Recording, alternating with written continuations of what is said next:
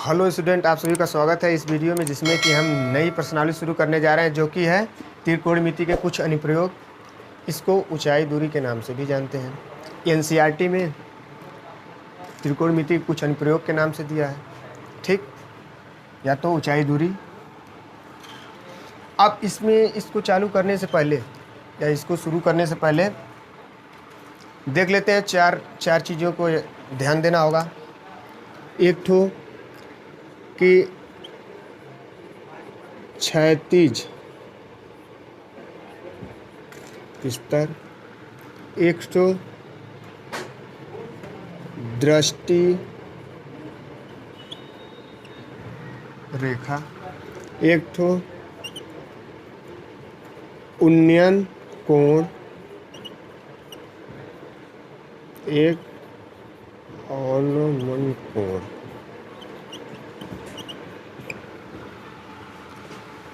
Four terms को क्या करना है, इसको बस इसमें यही है, प्रश्नावली समाप्त हो जाएगी। बस यही समझ लेते हैं, चार चीज़ों को ध्यान रख लेते हैं, बस प्रश्नावली समाप्त। पहले समझ लेते हैं त्रिकोणमिति के कुछ अनुप्रयोग। चैप्टर का नाम क्या है? त्रिकोणमिति के कुछ अनुप्रयोग। तो त्रिकोणमिति मतलब कि त्रिकोणमिति इसमें कहाँ रहा है? त्रिकोणमिति आ रहा है ना, मतलब इसमें भी हम क्या करेंगे? त्रिकोणमिति का उपयोग होगा, ठीक। इसमें भी क्या होगा? त्रिकोणमिति का उपयोग होगा ना। अब देखो, अब इससे पहले देख लेते हैं कि पहले क्षैतिज स्तर का होता है, दृष्टि रेखा का होता है, उन्नयन कोण का होता है और अवनमन कोण क्या होता है, ठीक। देखते हैं क्षैतिज। अगर हम यहाँ से देखो, मान लो कि यहाँ से हम देख रहे हैं किसी को, मान लो यहाँ पे कोई पेड़ है, ठीक। ये पेड़ में ले लेते हैं। अगर यहाँ से हम इसे देख रहे हैं, यहाँ से देखो, यहाँ से हम इस पेड़ के का शीर्ष को देख रहे हैं, तो ये तो जो देख रहे हैं, किससे देख रहे हैं? आँख से देख रहे हैं ना। जब आँख से देख रहे हैं तो क्या हुई? दृष्टि रेखा, ठीक। इसे क्या बोलेंगे? दृष्टि रेखा, ठीक। अब देखो, आज जो इस यहाँ से यहाँ तक जो दूरी बढ़ रही है, यहाँ से यहाँ तक जो रेखा बढ़ रही है, क्षैतिज बढ़ रही है ना। जो आँख के से जो इसके पाद बिंदु तक बढ़ रही है, इसको क्या बोलते हैं? क्षैतिज स्तर। इसे क्या बोलते हैं? क्षैतिज स्तर, ठीक।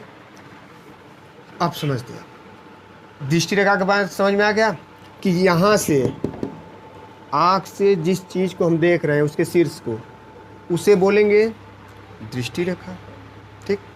और इस पाद बिंदु, इसके पाद बिंदु, इसको क्या बोलते हैं? पाद बिंदु। यहाँ से यहाँ तक जो बना रेखा, उसे क्या बोलेंगे? क्षैतिज स्तर, ठीक। अब देखो, ये दो कोण बचा कि सर जी ये कोण का है ना। देखो कोण का है, उन्नयन कोण, अवनमन कोण, ठीक। दो ही कोण है ना। देखो, दृष्टि रेखा और क्षैतिज स्तर के बीच में यही दो कोण बनेंगे। दृष्टि रेखा और क्षैतिज स्तर के बीच में उन्नयन कोण, अवनमन कोण बनेंगे। ऐसा नहीं कि अभी दोनों बन जाए एक ही में, उसका भी क्या है बता रहे हैं वो कैसे बनेगा। अगर हम नीचे से ऊपर देखेंगे, नीचे से ऊपर, तो क्षैतिज और दृष्टि रेखा के बीच कौन सा कोण बनेगा? उन्नयन कोण। कौन सा कोण बनेगा? इसे बोलेंगे उन्नयन कोण। अब तो कहोगे सर जी ये कहाँ बनेगा ना। देखो, इसके लिए हम क्या करेंगे? अब मान लो कि छत पे से क्या करें, नीचे देख रहे हैं ना। छत से मान लो कि इसी पे चढ़ जाओ, पेड़ पे। अब पेड़ से अगर हम नीचे देख रहे हैं, इधर बना ले रहे हैं ना। देखो, अगर मान लो यहीं से देख लेते हैं कि यहाँ से पेड़ से क्या कर रहे हैं, पेड़ से हम नीचे देख रहे हैं, तो जब यहाँ से हम देखेंगे तो यहाँ, अब यहाँ से मान लो हम देख रहे हैं, यहाँ से इसको मिटाओ, यहाँ से देख रहे हैं ना, तब यहाँ ना क्षैतिज बनेगा इस तरह से। देख कहाँ रहे हैं, नीचे, इस तरह सेंटर मिला रहे हैं नीचे, ठीक। तो यहाँ जो कोण बनेगा, अब तो ये तो दृष्टि रेखा होगी ना, दृष्टि से देख रहे हैं, आँख से देख रहे हैं ना, इस बिंदु को कहाँ से देख रहे हैं, ऊपर से, ऊपर से देख रहे हैं, तो ये तो क्षैतिज हो गया ना, इसके हिसाब से ये क्षैतिज, तो यहाँ पे लिखो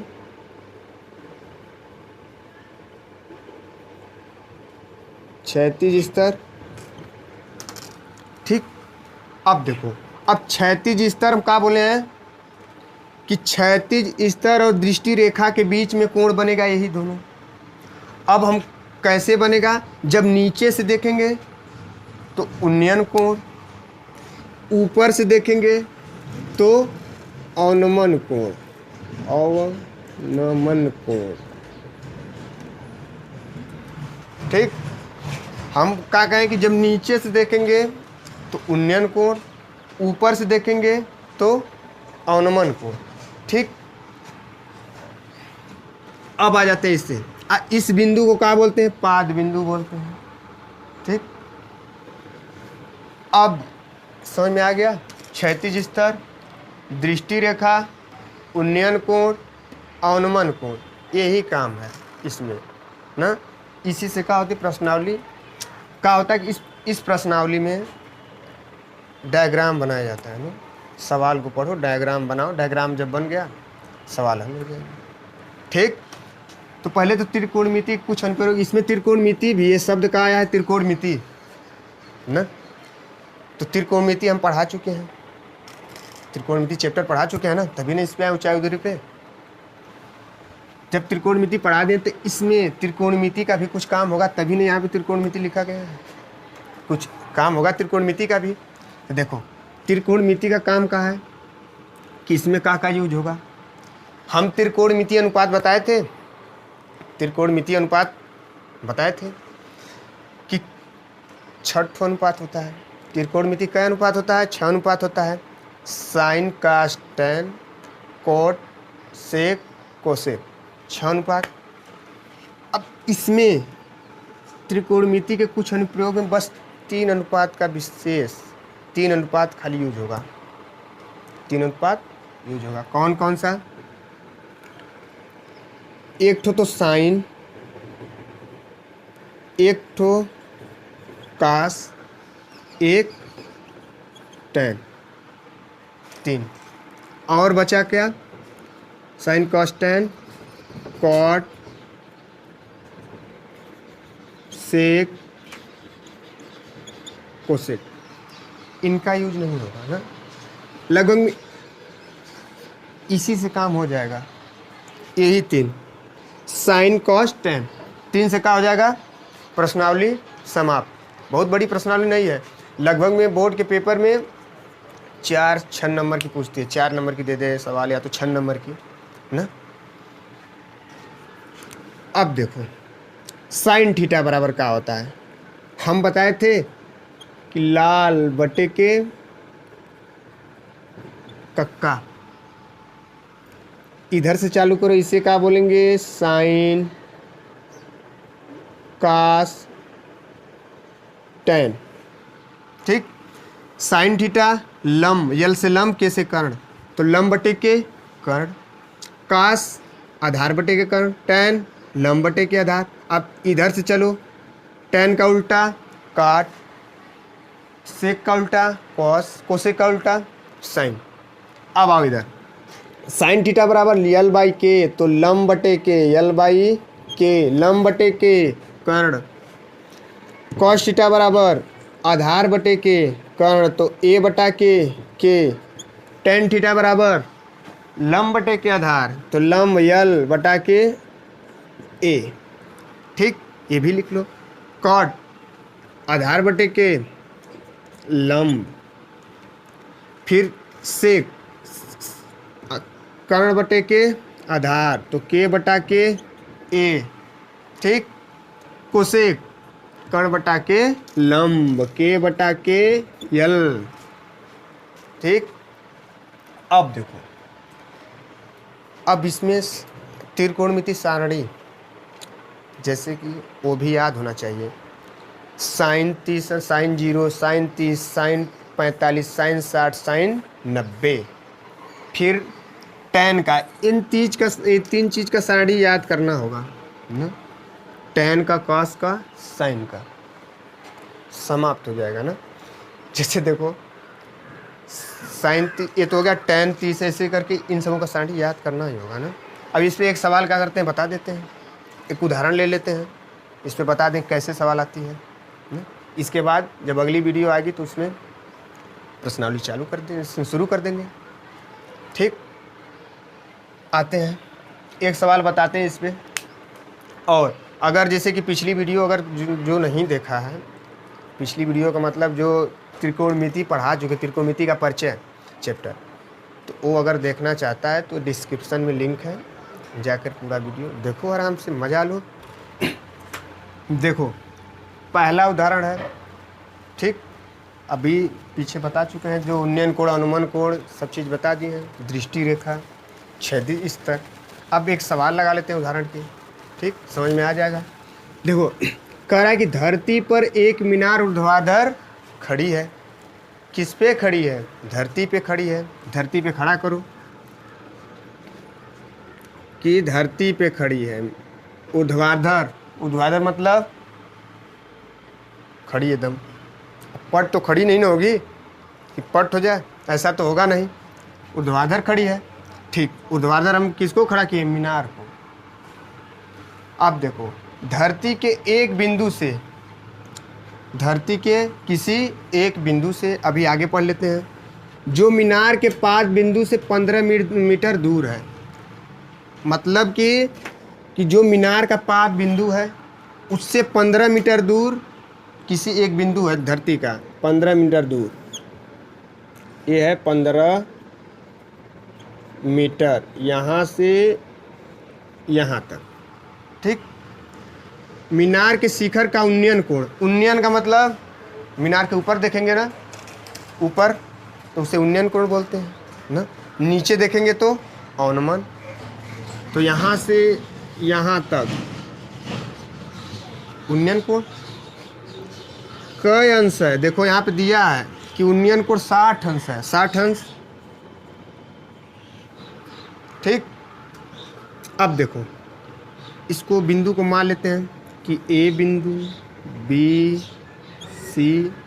ठीक, अब कह रहा है कि मीनार की ऊंचाई ज्ञात कीजिए। मीनार की ऊंचाई ज्ञात करना है ना, कि मतलब ये कितना ऊंचा है, मीनार कितनी ऊंची है जी। मीनार के बारे में, मीनार की ऊंचाई हमें क्या करना है? ज्ञात करना है।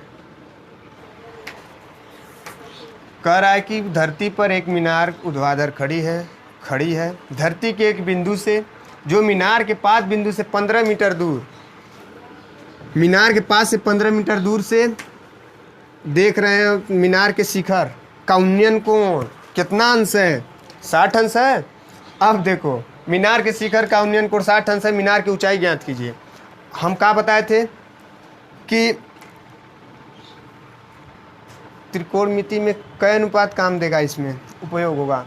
साइन कास टैन, एक ठो साइन थीटा, एक ठो कास थीटा, एक ठो टैन थीटा, यही नहीं यूज होगा। तो साइन थीटा बराबर क्या होता है? लंब बटे के कर्ण। तो लंब क्या हो जाएगा? लंब बटे के कर्ण, तभी तो ऊंचाई नहीं मिली।